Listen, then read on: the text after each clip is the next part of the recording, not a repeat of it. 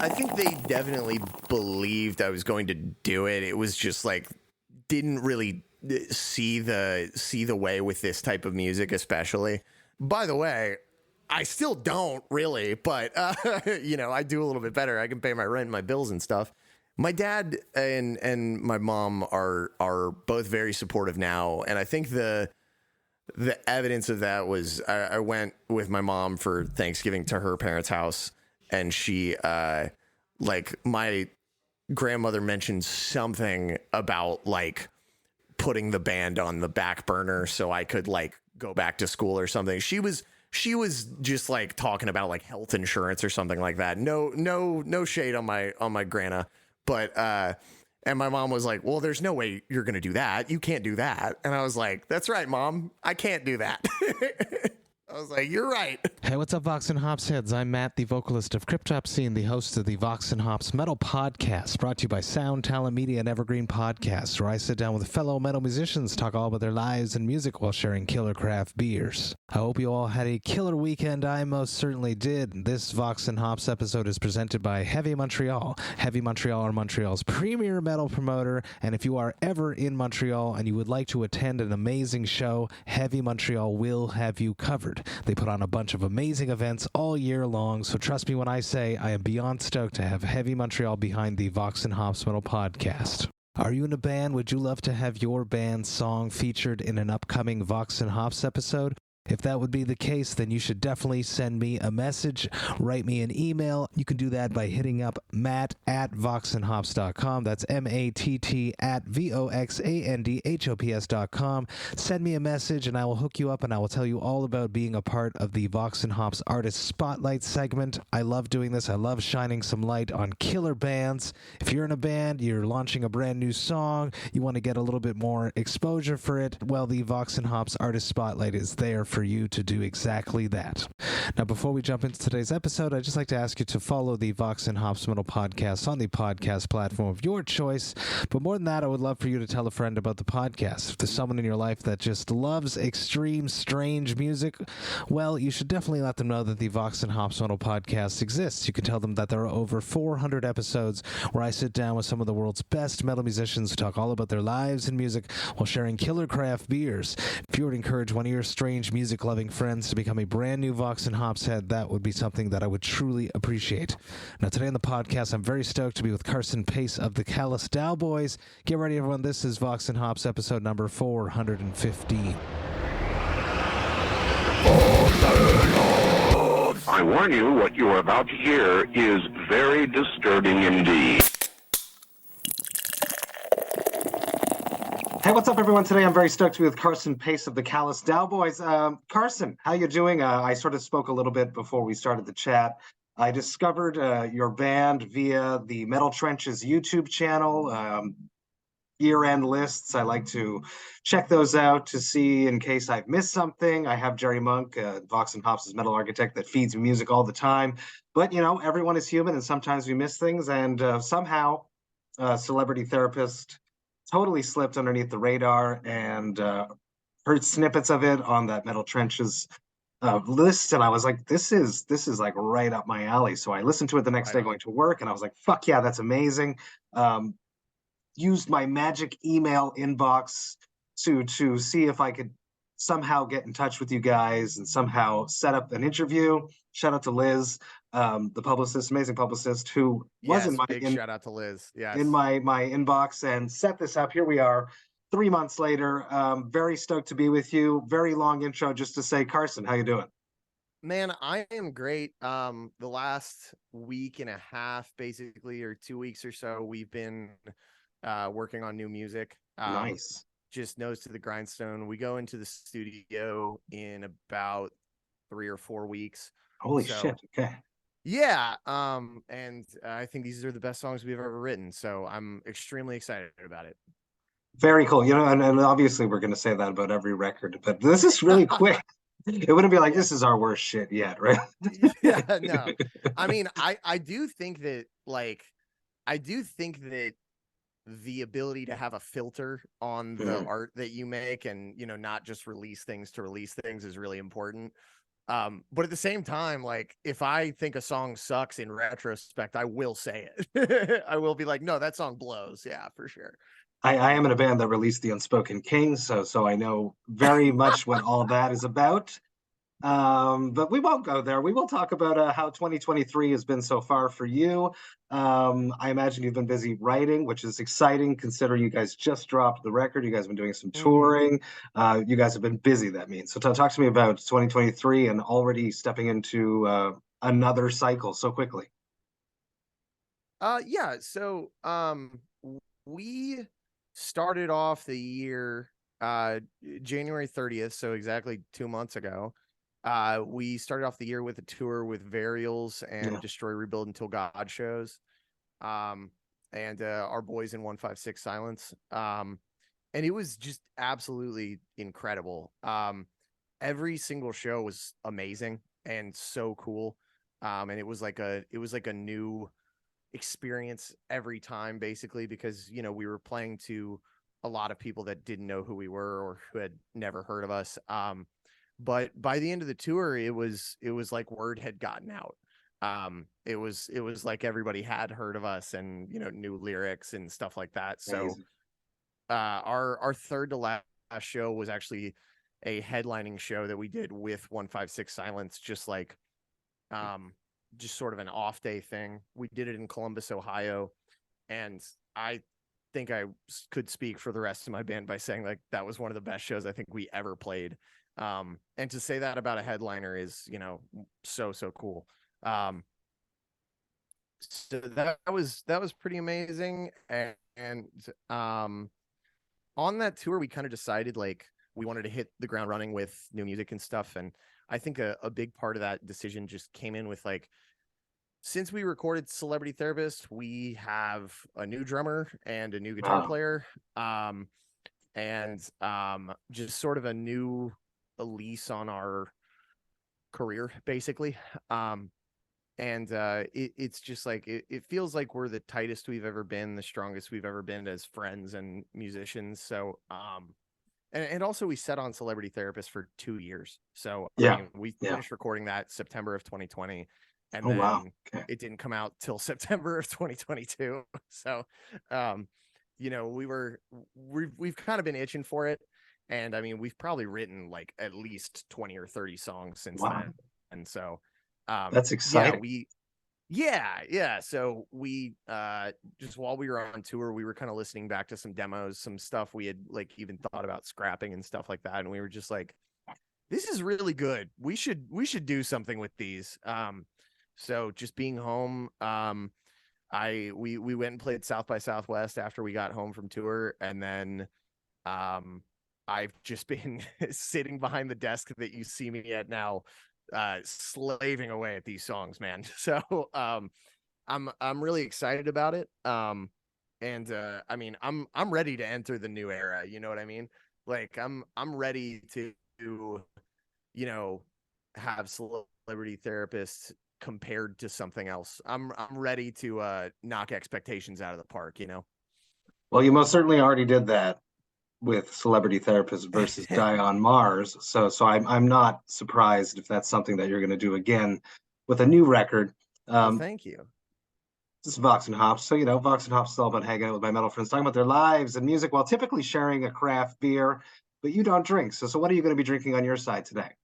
So I am drinking a Monster Zero Sugar, the original Monster Zero Sugar. I'm greatly enjoying it so far. It tastes exactly like the regular Monster, just without all the sugar. So that's great. Hell yes. On my side, I'm drinking something very cool, something that I worked very hard on for the past few months. This is actually the first release. This is Metal Injection presents Vox&Hops Pit Culture. I am teamed up with 26 breweries from across the globe to showcase what truly happens in mosh pits. This is a beer from Bone Up Brewing from outside of Boston. This is called Collateral Moshing, and they have a whole thing here. So we've all been there. I'm just going to go take it easy at the show. You say, I'm too old for the pit anyways, you say, but then you just so happen to want to see the band, and the best place to do that is front and center, right? And if your pit happens to form around you, then there's nothing you can do is there? And you're dragged into this, and then everybody else might as well come with you. Collateral moshing. Very That cool. is awesome. I'm really stoked about it. Also, shout out to Yakima Chief Hops for providing all the breweries with all the hops. And of course, Susan Moss for the killer picture and Philip Brousseau for the can design. I've never had this, so I'm excited to have this. I'm going to crack this, and I would love to hear about sobriety, not drinking. Take me back to when that became a part of your life. Is it something that you just always were? The decision to not drink. Yeah, sure. So, I have been sober for, I guess, a year and a half. Not just from alcohol, but from hard drugs as well, narcotics. So it was just getting a little out of control. And by a little, I mean very. And I had some friends pull me aside and just be like, "Hey, man, like something's got to change," or it was basically like, I could either drink and be an asshole and a dickhead, or I could play in a band. And I chose the latter. So, AA, 12 steps, all that kind of thing. It was really hard. But I'm very happy that I did it, and, still trying every day, it's I thought that it would become a problem while I was on tour, but we did one tour in 2021, like almost immediately after I had quit. And I didn't know if it was a good idea, but I just sort of forced myself. I was like, the only way I get to do this is if I don't drink. And that was the mindset I went into it with. So, and honestly, ever since then, it hasn't been that big of a deal. The only thing that does kind of bother me is occasionally, we'll get like drink tickets or something like that as hospitality. And I'll be like, "Hey, can I use this on Red Bull?" And they're like, "No, you can't do that." And I'm like, "Yeah, cool." Not cool. No, Yeah. screw them. Yeah, no, Way to not take care of people that are trying to take care of themselves. But Come I mean, on. like, I do, I'm a big baseball fan, so it's hard for me to go to the ballpark without, thinking about, having a drink or something like that.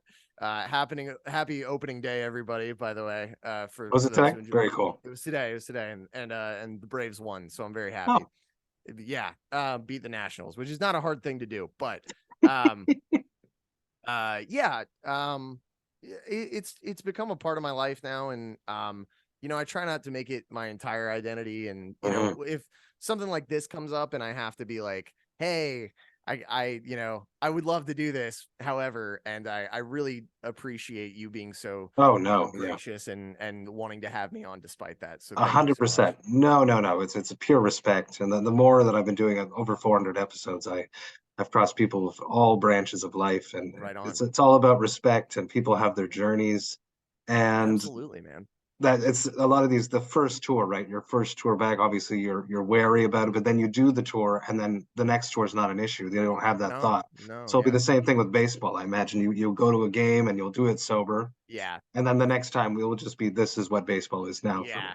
Well, which I've yet to do, because Mhm. all my buddies that I go to baseball games with are like double fist and PBRs the whole time. So I'll do it once during this season and I'll be fine. But it was it's been a little daunting, because I can just remember those times where Oh by yeah, the ninth inning I was blacked out. So yeah. Fun, but not fun. fun And but not fun. Yeah. good for your friends for calling you out and Yes. making you No, realize it's I'm important, people, to don't be afraid to tell your friends when they're out of control. absolutely, man. And that's I am very I still have a lot of guilt about it getting out of control, and just that kind of thing. And but ultimately it's the best thing that could have happened to me, man. And it wasn't just, it's not just alcohol and narcotics and stuff like that what it really does is it amplifies the things that are already bad about yourself. So you take that and you just kind of think about like, oh well, what am I like when I'm drunk? Oh, I'm really egotistical, and I think that everybody loves me, and all that stuff. And you just kind of are like, well, maybe I need to bring that down whilst sober. So, Oh man, yeah, yeah. interesting. And then you put like, 7+ people in a van too. Oh yeah, yeah. And then you realize you're not shit. But Then you really realize that you don't mean shit to these people. what was your band's? Obviously, they were happy when you did that first tour sober, but did they have to sort of, because you mentioned like your friends that you would go to baseball with will still be double fisting, and that's something that worries you. Yeah. That first tour back, were your bandmates more respectful? Did they consume less? Did they try to consume away from you? What was the vibe there? You know, what's funny is that tour we I don't want to get into it too much because it is not all my business to air out, but we did lose 2 members on that tour. Ah, yes. Yeah, so um Touring's uh hard. A lot of people think it, it's it so is easy, it's so much fun. Touring is fucking hard. it's really rough and it's not for everybody, and this particular one I think was kind of the breaking point. um and I'm still great friends with our old drummer. We had him fill in for a headliner that we did back in October. And he's still a great buddy of mine, but it truthfully is just not for everybody. And like at that point I think that tour was kind of the straw that broke the camel's back. So to Mhm. be honest with you, them not drinking was kind of the least of my worries on that tour. That was like, I was just like, all right, let's make sure this all gets held together, Let's and that finish this. yeah, pretty much, which yeah, we ended up getting COVID and going home early. Oh So no. probably a good thing that happened, but Damn. it's all good. Well, the brighter skies and Yeah. ahead. Oh, And for you sure. gotta go through some shit, and it's always funny after, right? It's in It's the heat of the always moment. It's not very it's fun, but it's always funny and interesting afterwards. well, and it's just interesting to compare it to now, which is we have such a loving group of people, and when all of us get in the van together, we're like, holy shit, I am so lucky to be doing this Yeah. with people that love me and respect me like this. And it's such a wonderful difference that the people that I'm in a band with have committed their lives to my stupid dream. And I know it's their stupid dream also, but it's just, I'm so lucky to be in a band with the people I'm in a band with. So It's working. It's working. Keep going, Carson. I like it very much. Classic Vox and Hops question right here. The soundtrack of your youth when you're growing up in your parents' or guardians' house. What music was playing on the radio when your parents were in control? What music did your parents listen to? oh oh my gosh. So for my mom, it was always it's funny because I bring it up to her now and she'll be like, "Oh, that was such an awful time in my life. I don't know why I ever listened to that sad music." Because I'll bring up like what she was playing was like Sarah McLachlan Yeah, and like Dido yeah, and Kate Bush yeah. and just that, and then any country music, any female country singer that you can think of. But I'll bring up Sarah McLachlan to her now and she's like, "Oh no, gosh, no." Which is very funny to look back on. Lilith Fair was a big thing, man.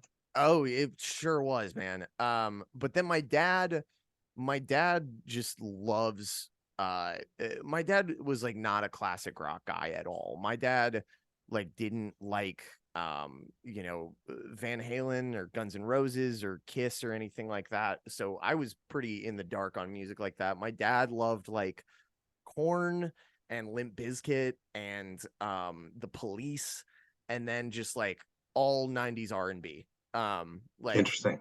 Boys to Men, Belle Biv Yes. DeVoe, PM Dawn. Um, A lot of and that comes from Atlanta. Am I crazy about that? not at all, not at all. My dad's from Texas, Okay. but I think that he definitely loved the music and culture that was going on in Atlanta at the time, Hmm. and he loves rap music to this day, but like hides it from the world that he loves it because he's he's a white guy in the suburbs. um, uh, You can like rap people. It's okay. well, so it's funny. I think that my mom maybe judged him a little bit for that back in the day, which is fine. I mean, it's not her type of music, but my dad would like if it was just me and him in the car, like he'd turn on DMX or he'd turn on Tupac or something like that, and I'd always just be like, wow, my dad knows every lyric to this. Not every lyric, but you know, all the lyrics he can say. All the appropriate lyrics for all him the to say, appropriate yeah. lyrics, yeah. And I'd just be like, wow, my dad really loves this music. Wow. He loves anything with like a bounce to it. So he loved Limp Bizkit and just loved just the whole nu metal thing that was going on when I was growing up. So that was really my first exposure to it. And I think we had a I want to say we had like an All in the Family DVD that was like Limp Yes. Bizkit, It and was so cool that yeah, it was awesome. I'm a new metal child, so Okay, good. No, I me too. don't shy away from it on the podcast at all. Oh yeah. Well, and I just loved that DVD so much. Just every time that we got the chance to watch it, I was just like, can we watch Limp Bizkit play Nookie again? And my dad would be like, yeah, sure. Well, good for that. How about your first shows? Do you remember the first show that you went to go see? First live music experience? So my dad took me to Kenny Loggins, Yes. which was an amazing show. And then shortly after that, he took me to see Modest Mouse, which was like very, very formative for me. I think that was like the first show where I knew like of the band, and it was like a younger band. Like it was something that like, because my dad had that CD with Float On it, and I think he had the album before it too. And he was like, your mom doesn't want to go to this show with me, so you're going with me. And I was like, I'm like maybe 10 years old, 9 or 10 so years cool. old. And he took me to that. They played the Symphony Hall near my house, and they played a few songs with like the Pit Orchestra, and it was so cool. It was dope. So those two, and then I want to say that the first one where I was like, Dad, I have to go to this show, was the Thousand Suns tour that Linkin Park did in 2010. So those I don't know if I can have three answers, but of course, there's no rules here. Awesome. I like it very much. How about your first time on stage? Oh gosh. So I had like I've like always wanted to do the band thing. And you know, if we're talking like, you know, first time where I was like playing like my own music, that definitely came later. But when I was in 5th grade, me and my best friend formed a band, and like played the talent show. And we had a singer. She didn't want to do it after some, you know, just nerves, idiot 5th graders being assholes. So yeah, one of our guys was kind of a dick to her. And then yeah, I mean, so we played an instrumental song that we wrote that was just me switching between an A minor and an E minor on guitar. And then we played King of Pain by the Police. Really? Yeah, very poorly, by the way. Also well, instrumental. 5th grade, come on.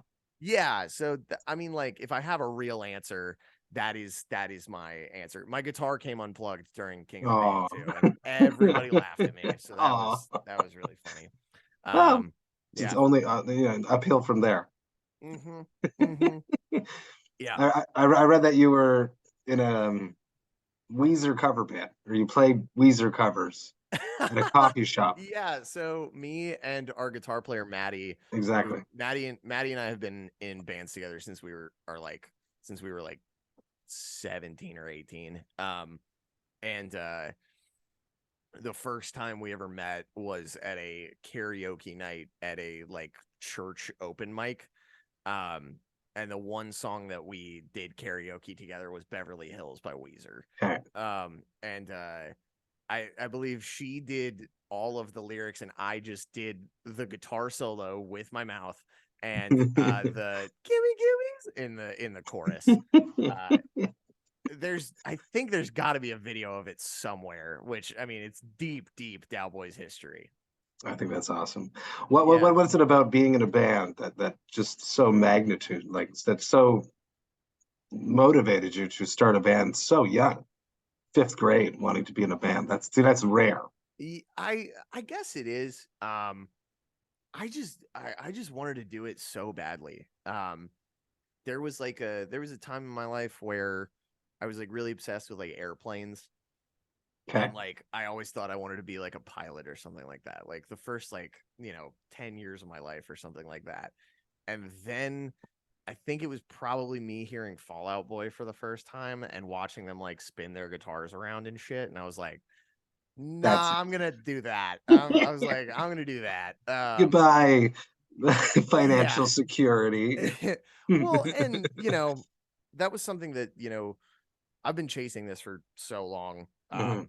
And I mean, basically since then, like after that, there was no real backup plan after that. I was just like, I was like, I'll get through school. But like, this is what I want to do. And I believe I started writing lyrics probably like when I was in 6th grade or something like that. And Wow, my dad kept all of them. So, so uh, cool. but my dad would always just be like, hey, musicians make like no money, right? And I was Mhm. like, yeah, that's fine. Like, it's just kind of I reached a point of just like, yeah, but I'm gonna do it. Like, and with that attitude, I think that you can do anything just as long as you are believing in yourself throughout all of it. And it almost has to be to the point of delusion at a certain point. You just have to be like, you know what, I got like $100 in my bank account, Yeah, barely, but I'm gonna write the best song I've ever heard. you got to um take the leap. It's. Absolutely. And it's it really is scary sometimes. There's a Fall Out Boy lyric that I always think about where they're in their fourth record. It's off of their fourth record, and the lyric is, sometimes I want to quit this all and become an accountant. And like every day I feel like that. Like every single day I just like, there's like a little bit of me that just like plays that lyric in my head, and I'm like, wow, even into their fourth album, where they were the biggest rock band in the world, they were still writing stuff like that. And it's like, Mhm. you know what, maybe it doesn't end, maybe that feeling doesn't end, but I don't think it I does. It's that's the fine. uncertainty of what we do, of being a musician, is you never know And what's when. you've been doing it for way longer than me, and Well, what I really was lucky because my first record was such a fucking flop, so I could hey, I only mean, go up, you know? well, listen, dude, I mean, that's the thing is, I think the slow progression and not quite reaching your peak until later is the way to go, in my opinion. But 100 I was very lucky in my positionment. um How about your parents' perspective of you just being all in? Was that something that was hard for them to accept?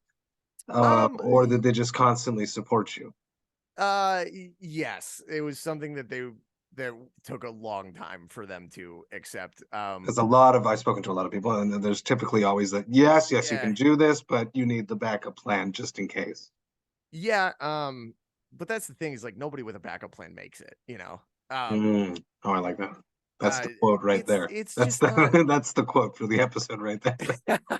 Well, it's true, man. I mean, like I can't think of, like, there were other musicians who were like more successful than me who would tell me that I needed a backup plan. And I would Mhm. just be like, no, I'm good. And like, that was when I was still in high school too, because I mean, I guess I've been touring since I was in 11th grade or something like that. Wow. I don't know. Since I was a junior, I think. But yeah, I mean, it they've come around now. When my mom came to our tour kickoff and in I like Atlanta, that. and she got to see, every kid up there singing every word. And Smashing the masquerade, I hope. oh, absolutely. Yeah. And she was like, I thought she was gonna cry because of it, because I mean, regardless of what I've, put them through with, stressing them out financially and, just being like, hey, like, can you guys help me out with a Mm. bill this month, or can you guys pay my phone bill or whatever? Like, you know, I think they definitely believed I was going to do it. It was just like they didn't really see the way with this type of music, especially. My parents have no point of reference for hardcore or anything like that. I mean, my dad likes heavy stuff, but like I think that he was like, yeah, I can't imagine you making a living off of this, which, by the way, I still don't really, but I do a little bit better. I can pay my rent and my bills and stuff. My dad and my mom are both very supportive now, and I think the evidence of that was I went with my mom for Thanksgiving to her parents' house, and she like my grandmother mentioned something about like putting the band on the back burner so I could like go back to school or something. She was just like talking about like health insurance or something like that. Yeah. No shade on my grandma, but and my mom was like, "Well, there's no way you're going to do that. You can't do that." And I was like, "That's right, Mom. I can't do that." I was like, "You're right." Hell yes. Go Yeah, mom. so I like they that. they came around for sure. It's all in. I like that. I like that. But anyone with a backup plan does not succeed. I like it. Discovering your voice. There was guitar first. You had to sing, I guess, out of necessity. Now there's a lot more voice going on in your life. Talk to me about discovering your voice. I think you're quite proficient. Thank you. Both Wow. cleans and harsh. Very, very catchy as all goddamn hell. We'll get to the hooks after, but just Oh, talk for to me sure. about your voice, discovering your voice, and becoming better Yeah. and better. Sure. So, I was always a guitar player. I was Mhm. always like the songwriter, guitar player, um, in every band I was in, and I never wanted to be just like the guitar player that wrote everything. I always kind of wanted to be like the guitar player that also like wrote the lyrics, and like I wanted it to be my band basically. Um, Which and is difficult. it's very difficult, and sometimes it sucks, but and Maddie and I were in this band for like I want to say like 3 years, where I was writing all the songs and I was writing all the lyrics, but I wasn't singing. I was maybe like singing backup occasionally, um and it just wasn't working. Just like everything was wrong. If you've ever experienced that in a band where it's just like we're doing all the right things, like we're practicing and we're writing and we're playing shows and we're paying our dues, but like none of this sounds good and Mm. something's wrong. Like we're all good at our instruments, we can all play these songs, but like something's just wrong. um and we wrote a full length with that band, that we had the songs written for, it had to be a year, man. Like we had those songs done for so long, and one day it just kind of fell apart. And it was like our singer just like didn't want to do it anymore.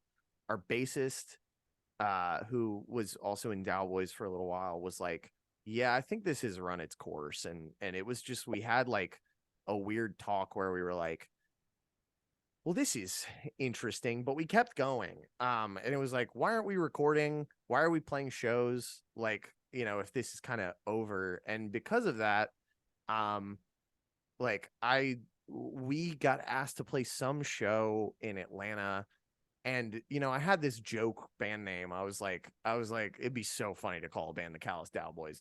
And like we didn't have a lineup or anything. It was at the time it was just me, Maddie, and our first guitar player. And our other band, Sunnyside, got asked to play this show. And I was like, I don't want to play that show. Not with a band that's like falling apart at, just fucking ripping at the seams. And I was like, we can't do it, but my other band, the Callous Daoboys, can do it. And this A band that person, doesn't exist. yeah, exactly. So this person that was booking it was like, okay, sure. Yeah. So we You're booked the cool. I show. trust you. Yeah. You can do it. Yeah. And I just came to Maddie and I was like, hey, we got to write 5 songs like right now We for need this a band. set. Yeah. Yeah. And I think the original plan was that I was going to do like a little singing, but like not all of it. But like we were practicing at one point and 3 of us had guitars, and I was like, well, this is wrong. I was like, 3 of us don't need to be playing guitar. And then I was like, all right, I guess I'll sing, whatever. So we just started. And I had screamed a little bit before, like just along with like I think the first song I screamed along with was Roman Candle or Roman Holiday by Every Time I Die. That was like the one song I knew, and I was like, all right, fuck it. How hard can this be? And I mean, if you listen to the early stuff, it does suck. Like I It takes do not time. know. It Yeah, takes I do time. not know what I'm doing at all. And then just through I would just keep at it, man. Like I didn't stop pursuing how I wanted to sound. And I wasn't watching YouTube videos or any of that crap. Like I wasn't like, you know, doing like the Phil Bozeman like how to do gutturals thing. Like I wasn't doing any of that. I was just like I have to figure this out and figure out how I can put the way that I talk into the way that I scream. That's interesting. And so I just like I studied away, man. Like I would find any Dillinger Escape Plan or Every Time I Die instrumental I could possibly do, and I was just like, all right, I'm gonna try and knock this out in one day. And just by sheer wanting it so bad, I think I found my voice. The clean singing didn't come till later when I had a vocal coach be like, hey, you can sing. Like you can actually sing. And I was like, I don't know about that. And she was like, no. And then just like showed me all the breath techniques and everything like that. And then all of a sudden it just unlocked a whole new thing. And I was like, well, shit, I guess I sing now. So, which is like an extra superpower for the band. Yeah. I mean, it's just all hard work. And I mean, if I'm being perfectly honest, just kind of falling into it, out of just like, you know, I would watch our shows back and I'd be like, I'm the weakest part of this. Ooh. I need to figure this out. And then I just go after it and just try my hardest to be the best that I could possibly be. And it just eventually happened for me. And it's funny. I listened back to my screams from that time. I did it the other day just as, I don't know, maybe a form of self-torture. Yeah. And I was just like, gosh, I have come so far from where I was, and you know, I'm really happy with where it's at for sure. And you know, it's just so cool to be at a place where it's like, yeah, people are always going to say that I sound like Keith Buckley or that I sound like Greg Puciato or Mike Patton, but like I think I sound like me, and I'm very happy with the way that I sound. Excellent messages right there for any aspiring vocalists. You need to have your voice. You can be inspired by people, but you need absolutely to discover your own voice, and you need to accept the sound of your own voice. That's very important. Sometimes very important. Yeah, sometimes it's hard to hear back, but I don't know. We recorded vocals on a bunch of demos yesterday, and you know, I was like nervous about it, but then the second we started, I was just like, I love this. This is great. Yeah. I am happy with this. So, you know. Very, very, very good. How about that first stepping away from the guitar and being on stage with no guitar? And how was those first shows where you're not hiding, but not being behind an instrument? Well, I mean, what's funny is we played our first show, I think 3 days after the last time Dillinger played in Atlanta. So, I was very inspired by that. We honestly, you know what? Yeah, I would have liked to. That would have been cool. No, I mean, when we play in front of my heroes, it'll be the right time. I hope. Come on, Greg. Yeah, I think we're playing something. I think he's gonna come out to a show sometime. So, but anyway, yeah. I mean, it was mostly just like I was inspired by all those all of my heroes that I looked up to as vocalists, and I was just like, I'm just gonna go crazy and, you know, not worry about who's watching and just be myself. Yes. Which like I think I've mentioned this before in other interviews, but like one of my favorite things to do is just like dance in my room alone with headphones in. It's something I do really frequently. I try and do it every day because it's just like very freeing and it makes me feel good. So I just love dancing in general. So I mean, like I have no problem with looking stupid. I think that more, you know, dancing and extreme music people. Come on. That's right. I have no problem looking stupid. You know, everyone's thought I was weird or dumb or a geek my entire life. So what's the difference? May as well showcase it on stage. Yeah, why not? Right. Well, there's a lot of stuff that goes into stuff, such as Celebrity Therapist. You sort of bear it all in the lyrics. Came out September 2nd via Monarch. Um, I read like that you guys try to put 7 good riffs. That's when you know you have a song, that you have enough material to put into a song. And that's it makes sense now that I think about it, but it's still fucking crazy. It's a lot of riffs. Yeah, I don't remember saying that, but I believe you. um I I think our main goal, so one of the things that we do is I write all my riffs on a clean tone Interesting. Okay. before I run it through distortion, because I don't want a riff to be cool because it's distorted. Mhm. I think like that philosophy has like forced me to be more creative. I'm like, does this riff sound good clean? And if the answer is no, because it's da da da da da da, then no. You know, whereas if you're doing something very creative with, you know, the stuff that I listen to, like, you know, the Pat Metheny and John Mayer and all these guitarists that I really look up to, you know, I just try and keep it interesting for myself. And, you know, there's nothing wrong with bands that are, you know, going 0-1-3 in drop D. That's awesome. More power to you if you're doing that. But so, I mean, I do that. And I think the main thing, it might not be 7 good riffs, but it's like the way I look at my approach to songwriting is I do whatever I hear next in my head. Interesting. Okay. And whether that needs to be cut down later, and like, you know, okay, this you know, 20 seconds can be cut out, or this 10 seconds can be, you know, expanded or something like that. That's, you know, something that comes in the process later. And, you know, usually we do have about 3 or 4 or sometimes 5 different versions of a song before we, you know, commit to it. Particularly with these new ones. I think one of them is on version like 7, but Wow. you know, it's just sort of like I do whatever the song needs. Whether that's 7 good riffs or whether it's, you know, a jazz switch up or a chorus or something like that. I just do whatever I hear in my head, and then we just kind of make cuts later. It's a lot. I'm the first listen I went through after watching that Metal Trenches.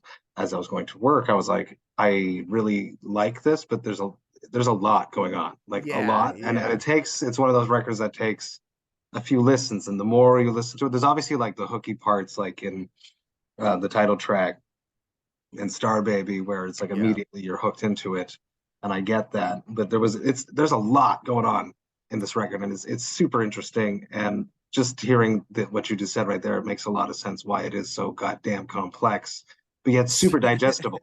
Which is it's the important part, is that it's super digestible.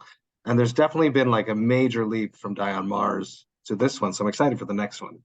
Thank you so It's much. cool. Thank you so I read much. that from when you're doing Die on Mars, that you very observant to what happens in the crowd, what people are reacting to, and then you guys Mhm. work towards that for the new record to include a hook in each track. And Yeah. a hook is not necessarily a chorus; it's a memorable experience, a memorable part of a song. So, take me to the construction of hooks. What is the best way to write a hook? And anyone that's trying to write songs that's listening right now, give them like a little training Well, as to how to write a hook.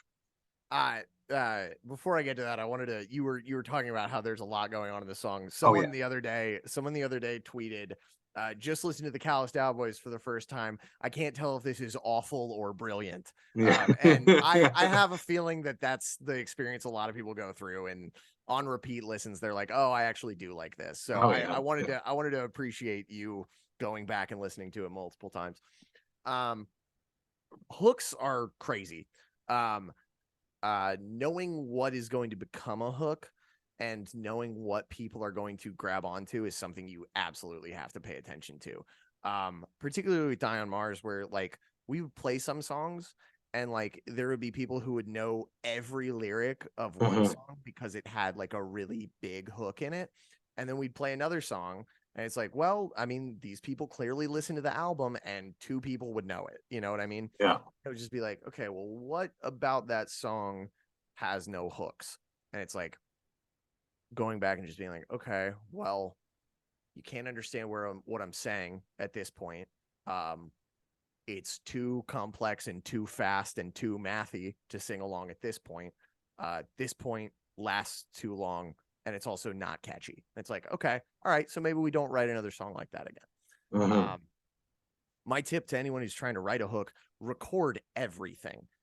If you're in the shower and 2 words and 5 notes that come after it come to your mind, pick up your voice notes and record that shit, because you will tell yourself, oh, I'll remember that later. You No, won't. you never do. No, we You never never do. You never No. will. It's gone forever if you don't put it right there, right then. Which is a scary thought, but like the other day I was just scrolling through like samples that I have that I've, cleared and stuff like that, and I just like started singing a melody over it, and I was like, that's a cool melody. I'm gonna go take a shower. And our We're violinist was like, no, you're not. Record that right now. And I was like, amazing. you're right. Sorry. There is a So, lot way catchier, the cleans for sure, on oh, the new record thank versus you so much. Giant Mars. Yeah. Way catchier. I Thank was you. both records back to back today. Unbelievable. That ending, the last track there, the Star Baby. dude, that ending there, I laughed when I heard it for the first time. It was so good. Yeah. Well, I think a lot of people do, and I mean that was one in particular where like I showed my parents, and my mom was kind of like, well, why can't the whole song do that? And I was like, I know, I'm sorry, I have to be a psycho and write all this screamy stuff. No. But my dad, I remember my dad was just like, he was actually in the studio with us when we tracked it. He came and Amazing. hung out. My dad sings on one of the songs, which is cool. So cool. Yeah, he did a little vocal feature in there. And anyway, he was in the studio when we tracked that. He's like, that's gonna be your most popular song. I was like, I don't know about that. Like, it's the last song on the record. Like, it's too long to be a single. Like, I was like, I don't know. Sure enough, he was 1,000% right. It's the one song at every show that every single person knows. Like, So damn catchy. That in title the track, another one too. It reminds me of, and you brought it up a few times, the Dillinger Escape Plan. oh yeah, Connection between the two. It's like you guys came into the scene at the perfect time once Dillinger was leaving. You're oh your own yeah. entity for sure. I'm not saying that, but Thank you, it's thank a you. nice, comforting sort of somewhat homage No, that's for evolving sure. into something else. But it reminds me of a unretrified, unvertigo, Unretrified, yeah. unretrified. There's a vibe, Thank sort you. of little vibe in title track. I don't know why. I I don't know. love that song. Oh, So, it's so good. Yeah. what's funny is I used to be like, man, that is like, because Dillinger, like they do it twice a record where there's like one Exactly. song where there's Yeah. like it's all straightforward and there's like a big chorus and stuff like that. And they were so great about balancing that out with the chaos and everything. And I was like, man, I think out of all those songs, like Unretrified is my least favorite, and I was thinking that. And then Dan, our guitar player, played it on this last tour we were on. I was like, holy shit, this song is good. Yeah, it's really good. Yeah. I was like, this might be my favorite Dillinger song. This is insane. It's one of my tops for sure. Yeah. It's so good, man. And I if we can be in the same conversation as them and not being called like a clone or anything like Mhm. that, I love that. I'm more than happy with the comparison. I think that when bands get compared to something else, they tend to shake it off. Yeah. Kind of like when new metal bands were like, we're not new metal. I want to embrace it fully. I love that band. They, we would not sound the way that we do without them or the Chariot or Fall Out Boy, frankly. And it's just, I want to embrace that. And I want to just, I want to be a shitty clone of that, because a shitty clone means that we're doing something else. You know what I mean? And not a shitty clone, but you know what I mean. Like it's very nice to be in the same conversation as those bands. I fully embrace the comparison. It's Maddie, our guitar player. Hello. Where you guys going?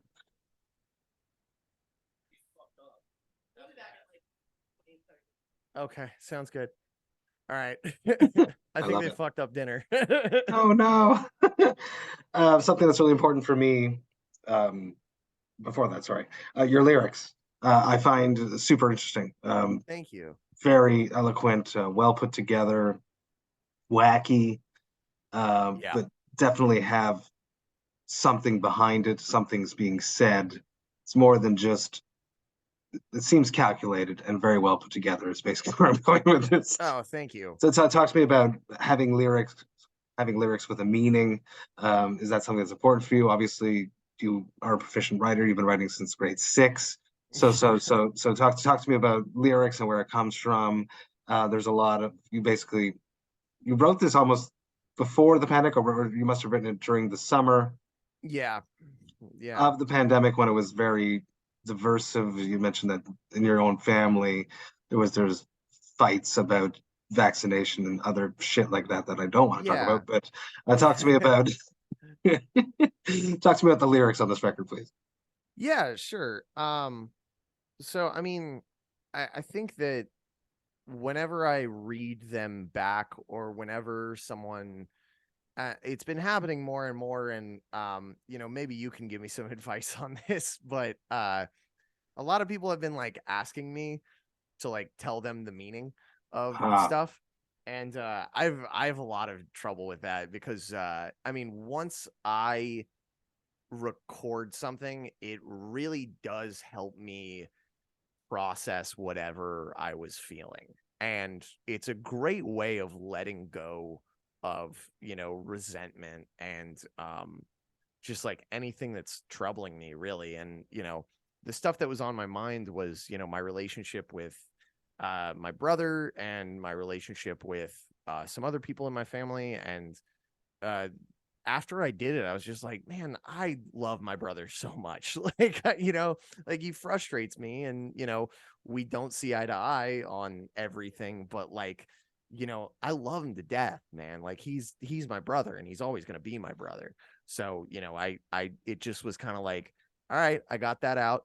And, maybe it was something that I should have gotten out earlier, or maybe that's, something for a therapist, but it was a weight that was lifted off of me. And that's very true of most of the lyrics on that record.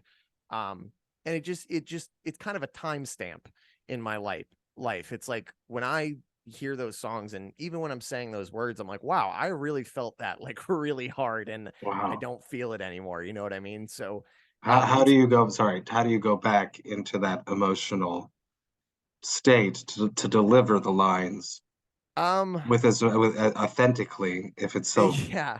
put behind you when you're on stage now? Well, I mean, like Tom York said something about that in a Zane Lowe interview where, he played he played like 5 Radiohead shows in a row where they basically played every song that they had ever released. And the way he described it was like, oh, we're going into this song, back into this emotional experience, and just Okay. kind of putting himself back there. And I think that is the way that I would describe it, of not putting myself back there in a bad way, just remembering like I felt this at one point and I am going to sell it 1000% because all of these people are watching me. And for some people, like when they mic grab on a certain lyric, like, and maybe I'll see them tweet about it later, or maybe they'll tell me about it later, like, hey, you letting me have that lyric in particular was like a big deal for me. um I love that is something that happens. And if anybody wants to do that with the microphone, my microphone is your microphone. That's great. So I mean, like, I'm doing it for myself as well as just anybody who connects with it. That's what's And important about you keeping the meaning private, is that yeah, people can interpret it in their own way and then get their cathartic release through it, especially in situations when they're grabbing the mic or just dancing in their room yeah, to exactly. the lyrics of their own. Yeah, no, absolutely. And I mean, when I want to put meaning behind everything, I just always make sure that it is something that I mean. I'm saying something that is Oh yeah. absolutely coming from the heart and not something that I am playing up to, cater to a specific audience or anything like that. And, being a musician, you feel things very deeply. So I don't think I'm in short supply of feelings. Very good. I want to talk about the cover art, specifically because it's Sean Mundy and he's from Montreal. So I'm from He's so Montreal. dope, man. You're from Such Montreal? cool. He's from Montreal. I discovered him because a band that I enjoy called Bather used one of Sean's shots as well. So talk to me about how this all came together. Were you a fan of him already? How did you discover this artist? Did he shoot that just for you, or take it? You got this. Awesome. Yeah.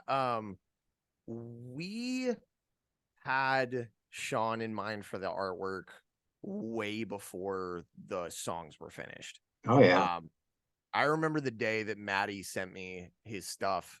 I believe it was Maddie who discovered him, and I was just like, "Holy fuck, this guy is crazy." So for people that don't know, he takes pictures and then he like digitally alters them afterwards. Yeah, which is kind of my favorite style of art at the moment. It's also art that I think is going to age really well. I have a particular thing about album artwork where I really do judge books by their cover. And I honestly think you should. I think that if someone is caring so much about their artwork and their art direction that they also cared about the music and want to deliver you something that is excellent, It's true. It's what a lot of bands did in the late Yeah. 70s. Oh, absolutely. Yeah. There's a lot of work that went. What is that? I just watched a documentary about that label that had everyone. Oh goodness, I wouldn't know. I'm sorry. Yeah, keep going. Sorry. No, you're okay. But I mean, you're right. And they put like a lot of emphasis into the artwork, and they were one of the first people to do that. So yeah. I mean, like when I think about that era in particular, like Rush and King Crimson have such iconic album art. And Primus, Tool, like all those bands just like so focused on their art direction. That is one of the things that I really, really nerd out over. And I can't make visual art. I see it in my head and I can, tell people like what I want, but it doesn't really come across as like I can't draw a sketch of something and then someone puts it together. That's just not something, that's not how my hands work, I guess. Like I've never been good at visual art, but I love Sean. Sean is just such an amazing artist. And when we were looking at his stuff, there were a couple pieces of his that he had up there that hadn't been claimed or anything like that, and there were a couple that worked, but we emailed him. He was so fast to respond, and we were kind of like, hey man, like would you be interested in making something for us? And he was like, absolutely. And once he said yes, we were like, yeah, there's no other artist we want to consider in this part or anything like that. And I told him the themes of the record, and he sent back some sketches, which they were pretty funny sketches, and I want to use them for something. Like I want to put them on like an alternate artwork or something like that, because they're just like stick figures doing the album cover. It's awesome. And when he sent back the artwork, I was just like, yeah, that's it. And I've always said that like making your artwork able to be like described without saying the album title. I like that Callous Daoboys record. Which one? The one with the guys in the hoods and they're in a circle. Like that's what I want. You know what like so. And I also this is very silly, but I always want our artwork to be tattooable. Interesting. Okay. Because I think that's pretty important to people who get attached to music, and I think that having a iconic image on your album artwork that you can put on your body is pretty important. And the first one I saw was actually on this most recent tour, the first Celebrity Therapist tattoo I saw, and it looked just fucking great. And I was like, cool. God, that's so awesome. Check. You did it. Yeah, exactly. And that's, you know, who I did it for, because I think that's really important. I mean, the more that someone can attach their identity to your band, the more they're going to love you, and the more they are going to just call you one of their favorite bands. So, the artwork is always so important to me, and with the art direction that we're heading for this next one, I'm really, really excited about it. Really, really I excited. can't believe you guys are already tackling something new. I think it takes Cryptopsy forever. So I'm impressed. Keep it up. I'm excited. I just want to hear the track, so I'm excited.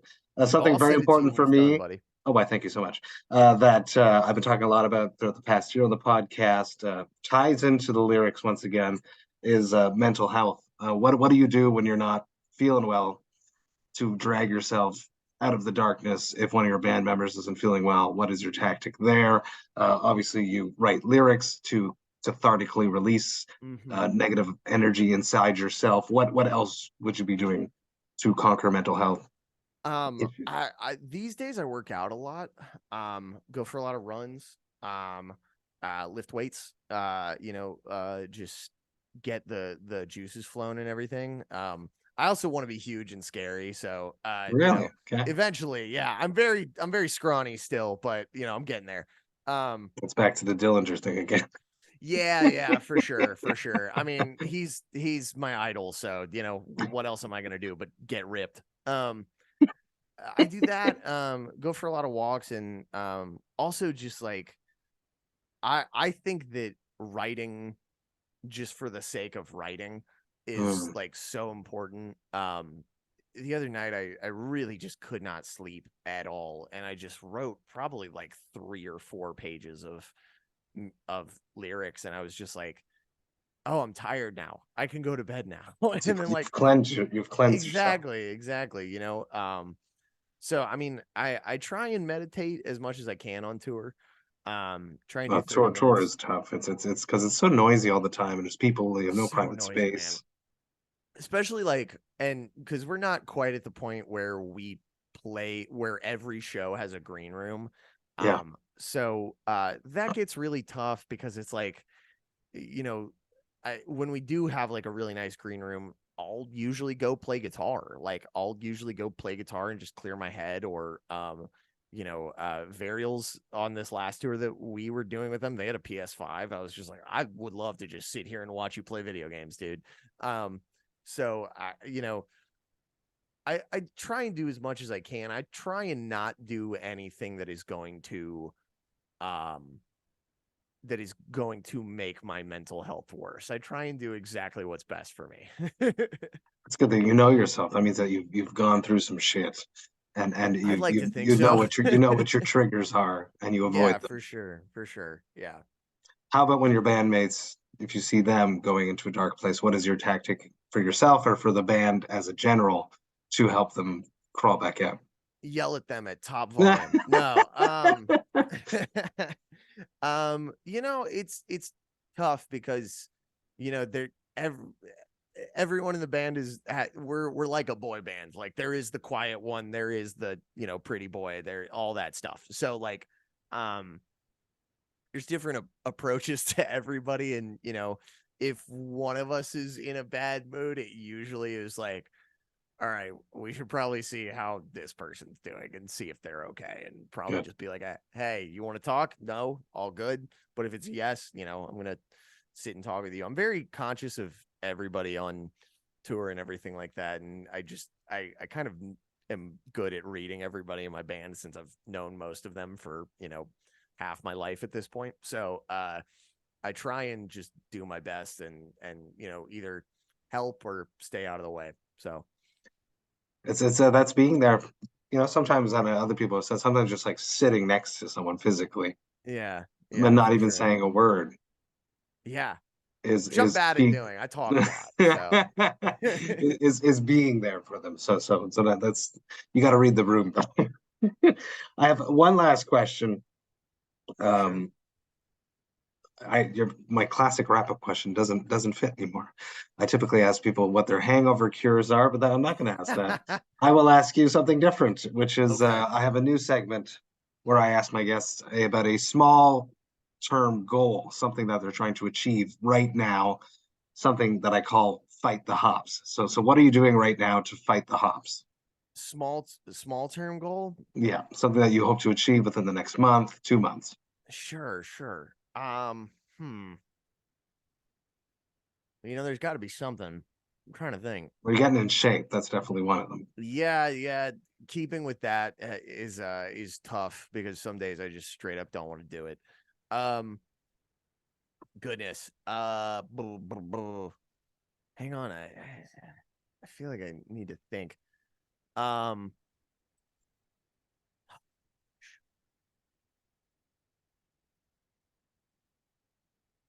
want to write a song for a band that is not a project that is not mine. That's cool. I want to do that within the next month for sure. Oh, very cool. I talked to Dan Jacobs. He does that for some bands from Montreal. Yeah. Oh, okay. Very cool. Very cool. Well, I hope to be in that space because it seems lucrative and easy. So cool. When you can just say, "Here, take it. It's not mine." Here, take this. Take this. Give me the money. It's not mine. You take it. Very cool. Any genre or just I used to just make rap beats all the time. Interesting. That was what I did before Daoboys and before Maddie and I's first band started. Was I had a solo project that made like electronic music and rap music and stuff. So I miss it a lot. I worked at a rap studio for like 6 years ish, and I really do miss it. I miss like making that type of music just because I love like hearing a beat and just being like, that is hard. Oh right, I made that. So I miss that quite a bit. If it could be any genre, I wish I was just making rap beats all day. Very cool. I think that's cool. Definitely going to happen. Put it out into the universe. It's going to happen now, Carson. Absolutely. Yeah. Carson, thank you so much for taking the time to hang out with me, Matt. Talk about life, talk about music, talking about being newly sober, talking about a brand new record coming up within the next, hopefully not 2 years, but sooner than 2 years. Sooner than 2 years, I think. Yeah. I think it's so damn cool. If you've ever come through Montreal, I'll come hang out. If I come through Atlanta, come hang out. This was great. Really, really stoked that we connected and my magic inbox made this happen. Cheers. Oh, absolutely, man.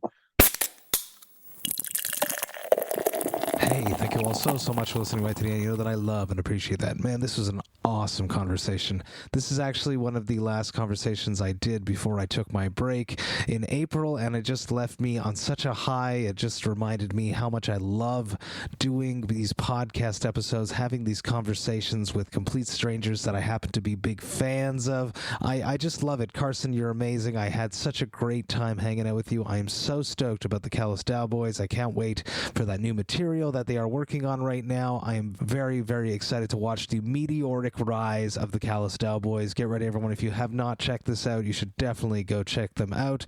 They are simply awesome. Massive thanks to Carson for taking some time to hang out with me. Now, if you enjoyed this Vox and Hops episode, you should sign up to the Vox and Hops podcast mailing list. You can do that on my website, voxandhops.com. That's VOXANDHOPS.com. And when you do that, you shall receive one email a week that will contain all of the details of everything that has happened recently in the world of the Vox and Hops podcast. You'll get to see which episodes I dropped recently. You will get to see which episodes I have coming up. You will get to hear about any projects I have in the works before I announce them to the public. And you will get to see which albums the Vox and Hops album review crew have reviewed recently, and you will also get to see which albums Jerry Monk, Vox and Hops' Metal Architect, has added to the Brutal Awakenings playlist. If ever you're looking for new music to listen to, trust me, Jerry Monk has you covered on the Vox and Hops Brutal Awakenings playlist. There is always a lot of things going on in the world of the Vox and Hops podcast, and I hate when you miss a single thing, so please do me a favor and sign up to the mailing list. The Vox and Hops podcast is brought to you by Sound Talent Media and Evergreen Podcasts. I hope you have a killer rest of the week. I will be back on Friday with an amazing episode all about Armstrong Metal Fest. But until then, remember to enjoy life, metal, and craft beer. Cheers, Vox and Hops heads.